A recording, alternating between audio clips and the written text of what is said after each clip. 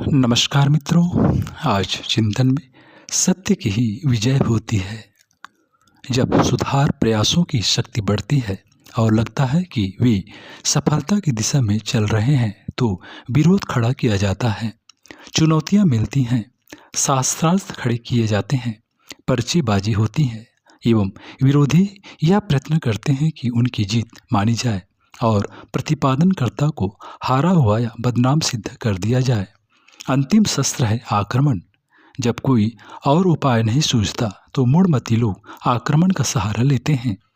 शारीरिक चोट पहुंचाने से लेकर दुर्विसंधियां रचने तक आरोप आक्षेप लगाकर चरित्र हनन तक की हानि नीति अपनाते हैं। ऐसा प्रायः सभी सुधारवादियों को सहन करना पड़ता है। जब तक आंदोलन शिक्षित सामान्य स्तर तक रहता है तब तक उपहास तिरस्कार का आश्रय लेकर ही प्रतिपक्षी काम चलाते रहते हैं। पर जब अवांछनीयता के अस्तित्व को अपने लिए खतरा खड़ा होते दिखता है तो वह प्रतिशोध पर उतर आती है। निहित स्वार्थों के दांव में लगा हुआ कानून का चक्कर जब हाथ से जाता दिखता है तब वे अपने आक्रोश को एकत्रित करके हमला बोलने लगते हैं। देवासुर संग्राम का समूचा इतिहास इसी एक तथ्य के इर्द गिर्द घूमता है। शहीदों के बलिदान के पीछे इसी उपक्रम की पुनरावृत्ति होती देखी जा सकती है।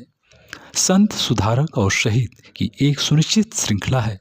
महान परिवर्तन के प्रणेता को सर्वप्रथम संत की भूमिका निभानी पड़ती है ताकि उसके चिंतन और चरित्र लोक श्रद्धा अर्जित करके अपने व्यक्तित्व और प्रभाव का दोहरा दबाव डालकर प्रस्तुत तर्कों तथ्यों प्रमाणों को सशक्त बना सके और अनेकानेक विचारशीलों को समर्थक सहयोगी बना सके।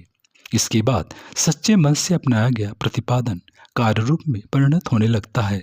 लोग उसे करने भी लगते हैं जो उनने समझा और सही माना था। मित्रों, सुधारकों की यही सफलता है। इसके उपरांत जहां विचारशील उस प्रयास का अभिनंदन करते हैं वहां निहित स्वार्थ आक्रमण का आश्रय लेते हैं और अपने प्रतिपक्षी मोर्चे को तहस नहस करने का प्रयत्न करते हैं। संघर्ष चल पड़ने पर कभी एक पक्ष को चोट लगती है, कभी दूसरे को। असुरता हारती है तो प्रगति का पथ प्रशस्त होता है, पर यदि औचित्य पर भी आघात होने लगे तो भी हानि नहीं। भावनाएं उमड़ती हैं और छूटे काम में लक्ष्य तक पहुंचने में सहायता करती हैं। ईशा, शुक्रात, मंसूर, दयानंद आदि के प्राण ही ले लिए गए। इतने पर भी उनका छूटा प्रयास रुका नहीं, वरन और भी अधिक तेजी पकड़ता गया। इसी निष्कर्ष को ध्यान में रखते हुए तत्वदर्शियों ने कहा है कि अंततः सत्य की ही विजय होती है।